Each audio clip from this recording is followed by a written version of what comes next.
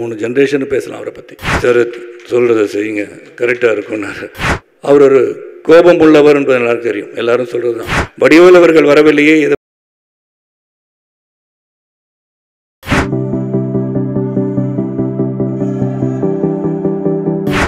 இப்படி ஒரு நிகழ்வு, இந்த நிகழ்ச்சி நினைவேந்தல் நம் வாழ்நாளில் நாம் கலந்து கொள்வோம் என்று நினைத்து பார்க்காத ஒரு தருணம் என்று தான் சொல்ல வேண்டும்.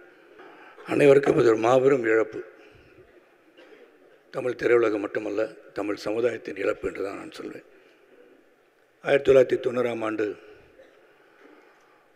புரட்சி கலைஞர் கேப்டன் விஜயகாந்தை நான் சந்தித்தேன்.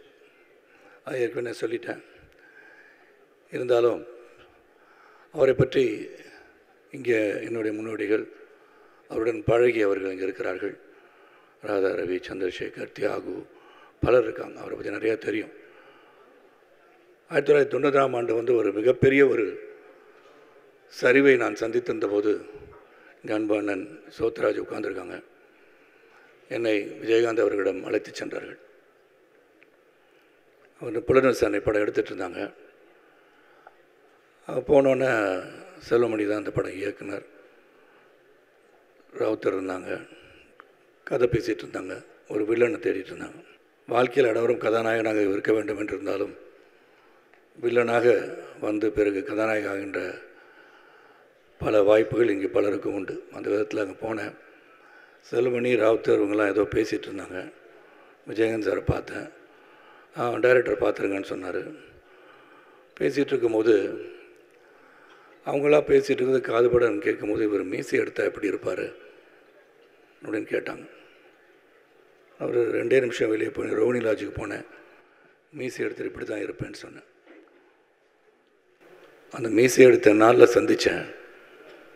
மீசை எடுத்த பிறகு அவரை சந்திக்க வேண்டிய சூழல் எனக்கு வந்துடுச்சு. அது நினச்சி தான் சைக்கிள் ஆஃப் லைஃப். அங்கே ஒரு அறிமுகம், அவரை சந்திக்கின்ற வாய்ப்பு. இன்று அதே முகத்தோடு நான் வந்து பார்க்கும்போது இந்த முகத்தை என்னால் பார்க்க முடியவில்லை. நான் வெளிநாட்டில் இருந்தேன், வர இயலாத ஒரு தூரம். வந்த பிறகு அவருக்கு மரியாதை தான் செலுத்த முடிந்தது. அவருடன் அந்த அமைதி ஊர்வலத்தில் கலந்து கொள்ள முடியவில்லை என்ற வருத்தம் எனக்குள் இருக்கிறது.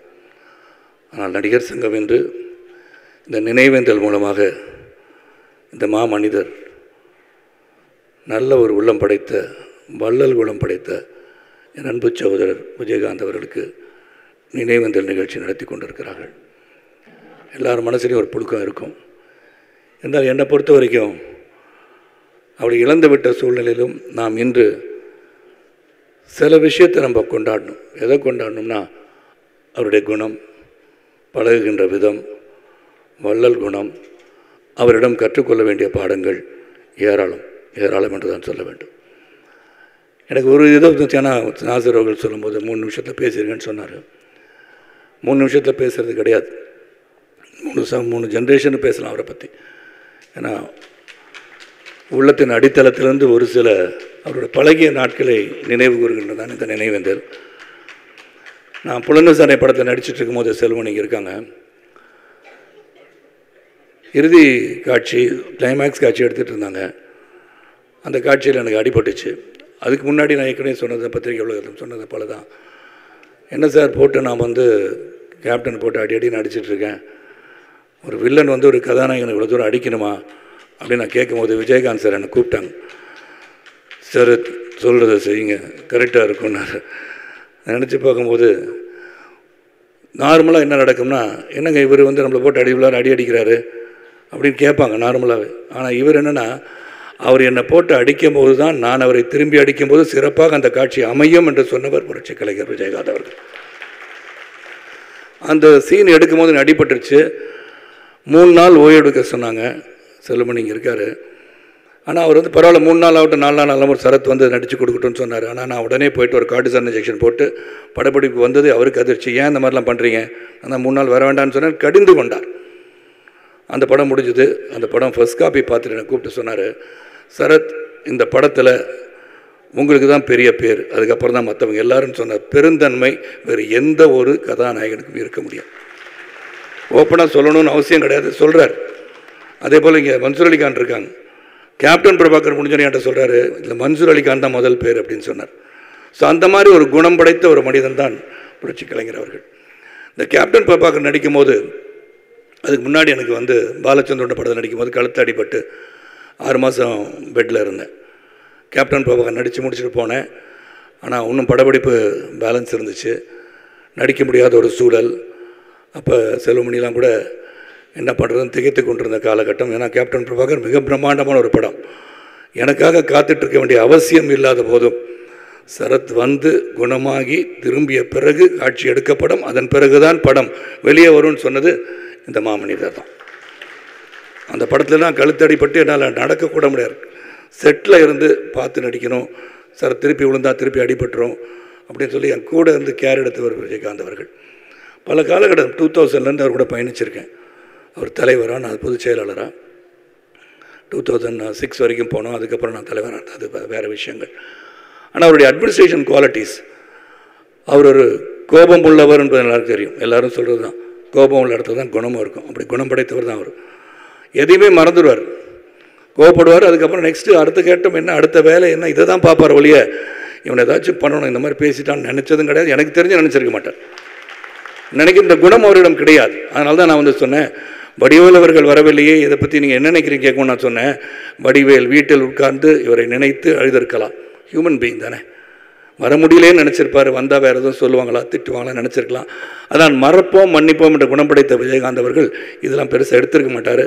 ஆனால் வடிவேல் அவர்கள் நிச்சயமாக அழுதிருப்பான்னு தான் நான் சொன்னேன். ஏன்னா நம்மளை பொறுத்த வரைக்கும் ஒரு பெரிய குடும்பம். நாசர் சொன்னது மாதிரி கோழி குச்சுங்களாம் ஒன்று சேர்த்து அரவணைத்து கொண்டு சென்றது போல் இந்த நடிகர் சங்கம் விழாலாம் இமேஜின் பண்ண முடியாது. இன்றைக்கும் நடத்துகிறாங்க.